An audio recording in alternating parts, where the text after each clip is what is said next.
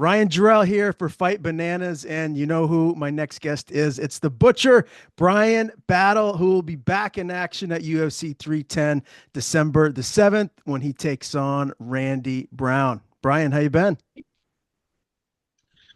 Been good, brother. You know what I'm saying? Been running around like a chicken with my head cut off, but I wouldn't have it any other way. You know what I'm saying? I'm on here talking to my boy Ryan again. You know what I'm saying? Life is good. Well, it's always a pleasure to have you on, my man. Let's just start with, I guess, how life has changed for you since Paris. I have to imagine quite a bit. You're getting a lot more love, and rightfully so. So just tell me, I guess, what has changed the most for you since then? Um, and really day to day, I can't even say that. That it'll be easier to tell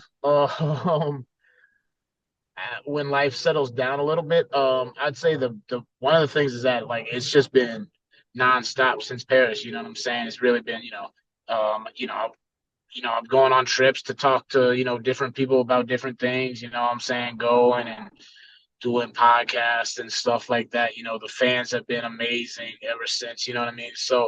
Um, oh, once again, it'll be, if I wasn't fighting Randy, then it might be a little bit different because then things would settle down a little bit more and I'd get more of a read, see what day to day life feels like. But we're right back into the mix. You know what I'm saying? I got Randy Brown, December 7th. So, there's it's all gas, no brakes. You know what I'm saying? We're right back into it, right back into the thick of it. And I love it. I love it because it's like it's a great opportunity to not only stay relevant, but to push my profile even further in a short period of time. So, I'm keep this momentum that I got going. So, I'm life has been crazy. I guess a long answer to a short question. Life has been crazy ever since. Well, we're going to talk plenty about the Randy Brown matchup and UFC 310 in general. First, I got a couple questions to follow up on Paris. This is my first time getting a chance to talk to you since that big fight. Obviously, you really made a kind of a huge name for yourself after that performance. Are you hoping down the line that maybe you're going to fight in Paris again? Is that something that you'd like to do? Man, I'd love to fight in Paris every time they go to Paris. You know what I'm saying? Uh, even though I was not on the crowd side, I mean, once again, that energy was just it was incredible. I loved Paris. You know what I'm saying? The people were cool. You know, the language is cool. It was just overall just a ton of fun. You know what I'm saying? That's probably one of the most fun fight trips I've ever had. So it's like, and with that, that's saying a lot because fight trips normally, normally people are like, oh, you're going to Vegas, in Vegas, but I'll be in my hotel all week, and that is the same thing with Paris. Like I was in my hotel 90% of the week, but that 10% I did get out was a lot of fun. So, no, I'd love to fight in Paris every time, and if they boo me every time, then that's cool. You know what I'm saying? That's just the relationship me and the French people have. The post fight interview was epic. What was, I guess, some of the positives and negatives, some of the good stuff you heard and some of the backlash, maybe on your way walking backstage after you left the cage? I'll be honest, I really haven't heard any backlash about it. Like even so, I mean, obviously walking from the cage to the tunnel, that was pretty contentious. We were having some stuff thrown at us, a lot of explicits coming our way, a lot of middle fingers and whatnot. And I was also giving them middle fingers back and giving them explicits back. But no, as soon as we hit the tunnel, you know what I'm saying, everybody, even the French people who were working the event, they were like, that was a great fight. You know what I'm saying? Wow, that was really cool. Like, let's take a picture. I'm like, all right, cool, let's take a picture. You know what I'm saying? But um, yeah. So it's not really a whole lot of. It's really crazy how like because it was only like 6 or 7 words that really, just captured like the imagination of all the people, and it was just like really. Once again, it's like that's not what I was planning on saying necessarily. I had a whole idea in my head for what I wanted to say, and it was a lot more wholesome and positive. You know what I mean?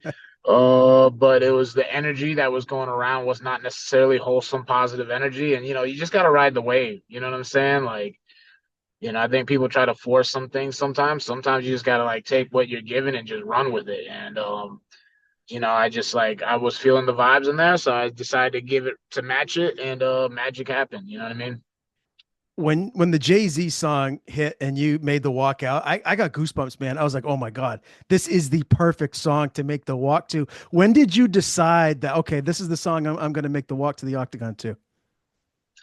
Basically immediately. You know what I'm saying? Like in my head, it popped up. I was like, man, it'd be crazy to walk out to, uh, you know, this song by Jay Z and Kanye West. You know what I mean? But then, as soon as it got announced, all the fans were like, "Oh, you got to walk out to this song." My teammates were like, "Oh, you got to walk out to this." And it's one of those things where like people are like, "You got to walk out to this," but I guess like everyone was like, "Okay, well, he's not actually going to walk out to that." You know what I'm saying? Like he won't actually do it. And then I actually did. And people were like, "Oh my God, I can't believe he did it." You know what I'm saying? It just kind of once again just kind of like all rolled into the magic of the evening. You know what I'm saying? Is walking out to that song in Paris. Fighting a French dude, whooping his ass.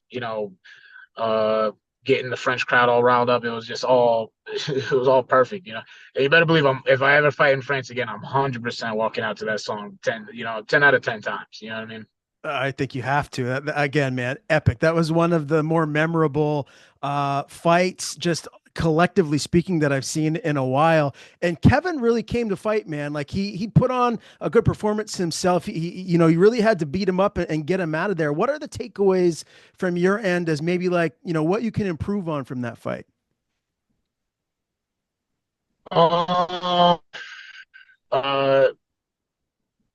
uh, not being so being more defensively responsible. There was a point where it's like I felt the power that he was putting out, and I just like it wasn't anything that was uh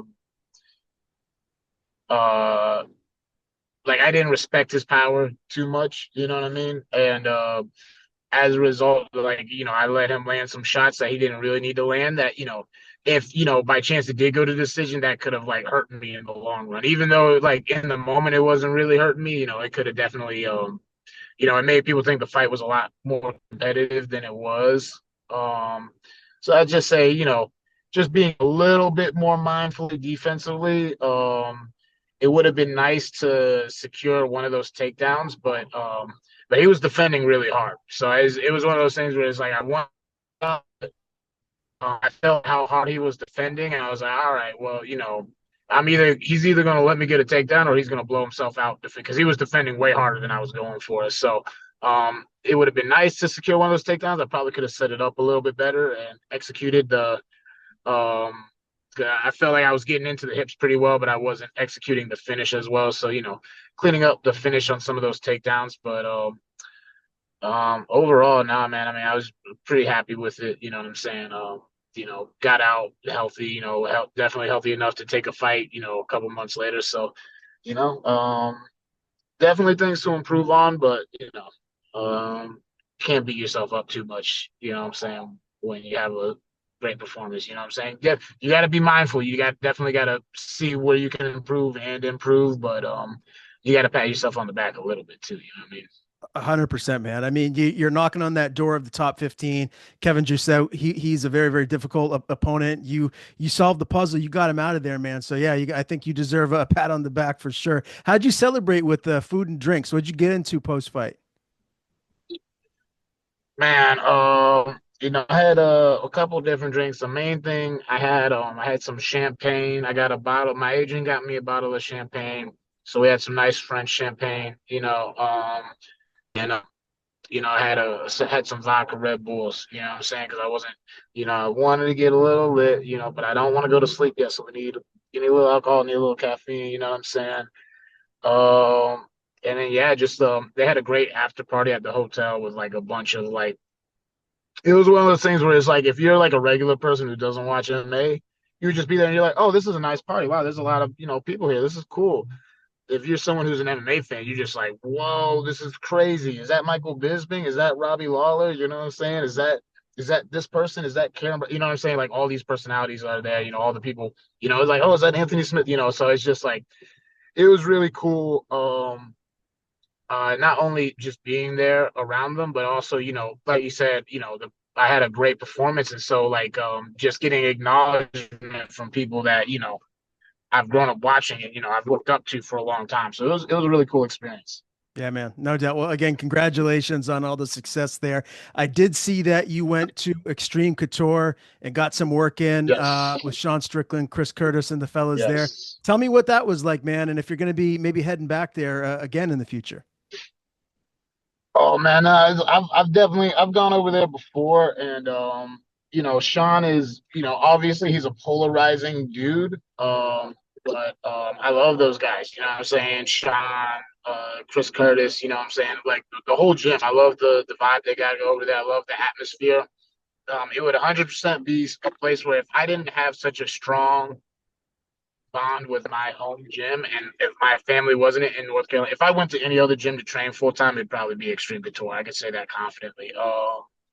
And the work was great. You know what I'm saying? Like, they do things the way I like to do things. You know what I'm saying? Like I am, kind of I lean towards I don't do too much, but I definitely lean towards the meathead side of things. You know what I'm saying? Where it's like I like to get rough.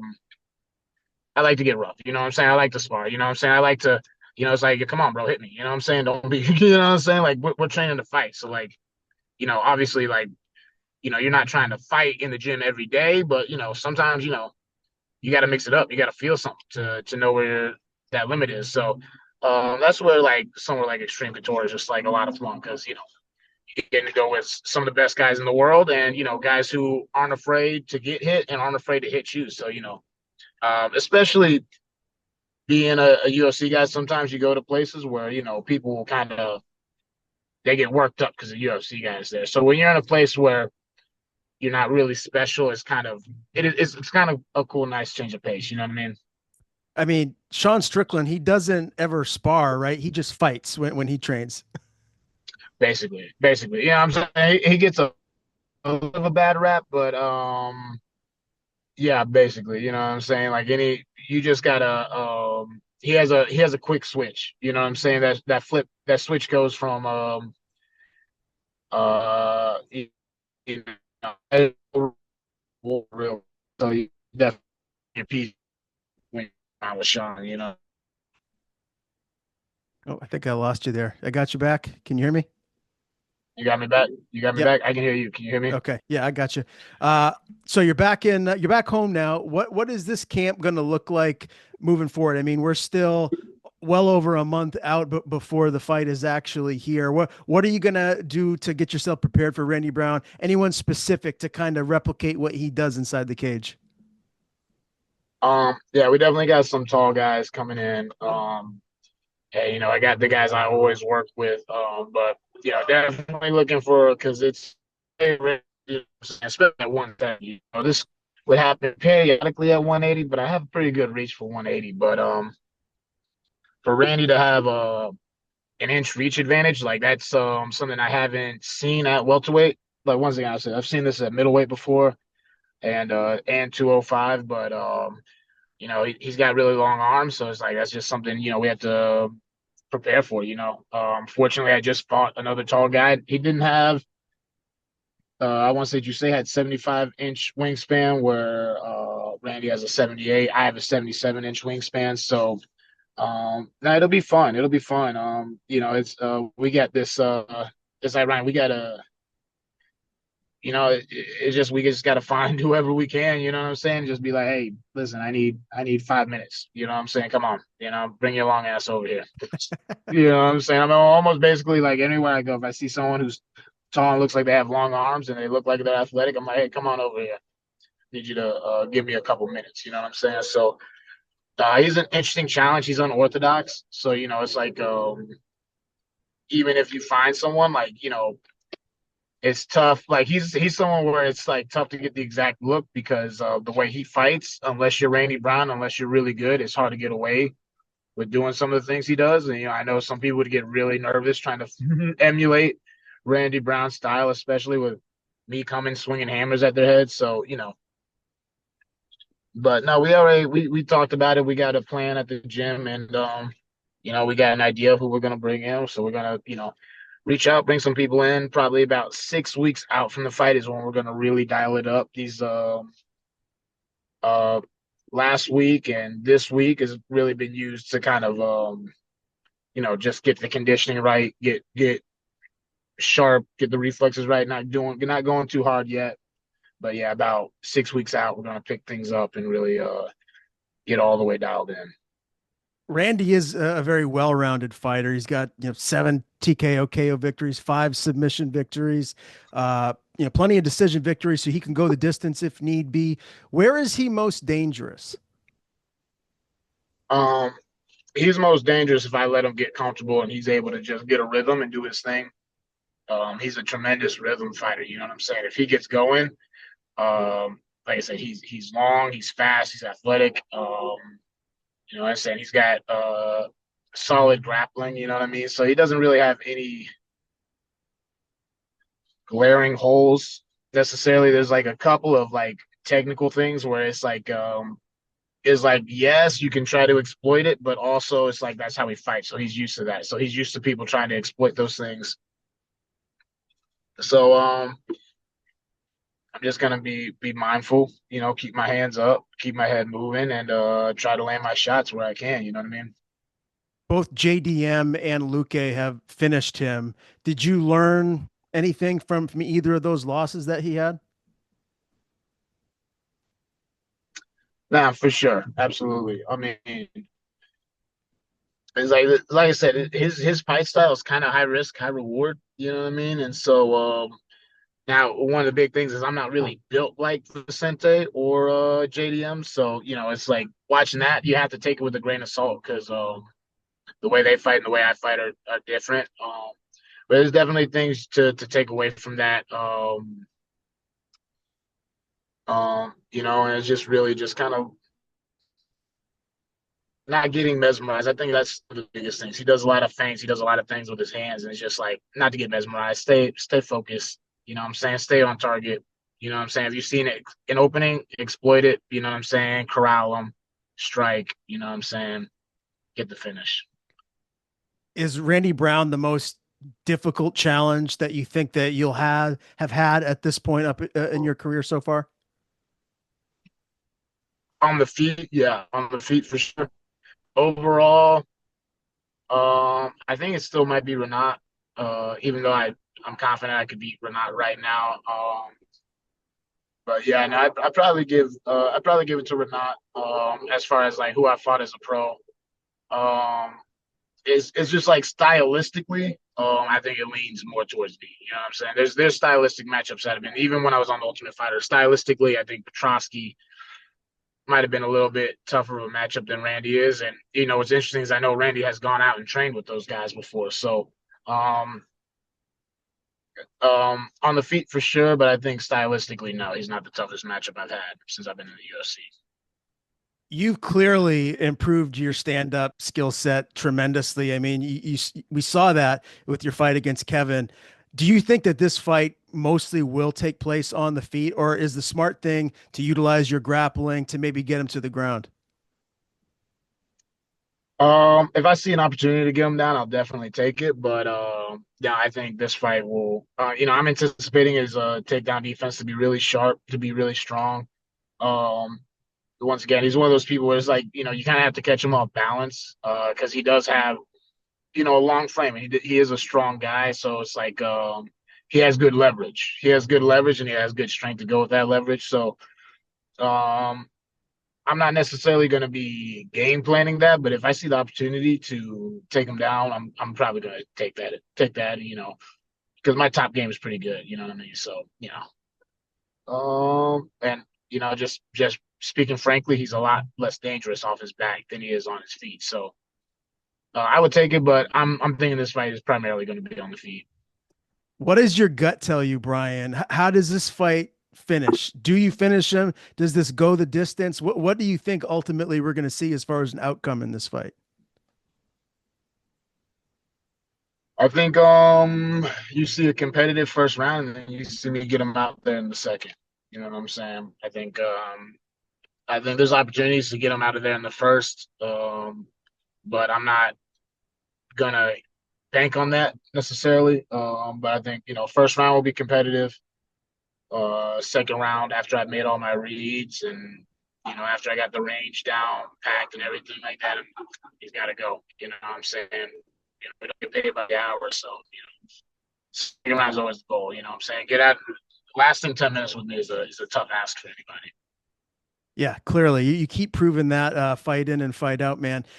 If the UFC were to come to you, let's say Sean Shelby and Mick Maynard, say, Brian, play matchmaker for yourself for 2025, what would be the perfect 2025 for you? Can you give me like how many fights, opponents, like what are you thinking that you can accomplish, if everything works out perfectly for you next year?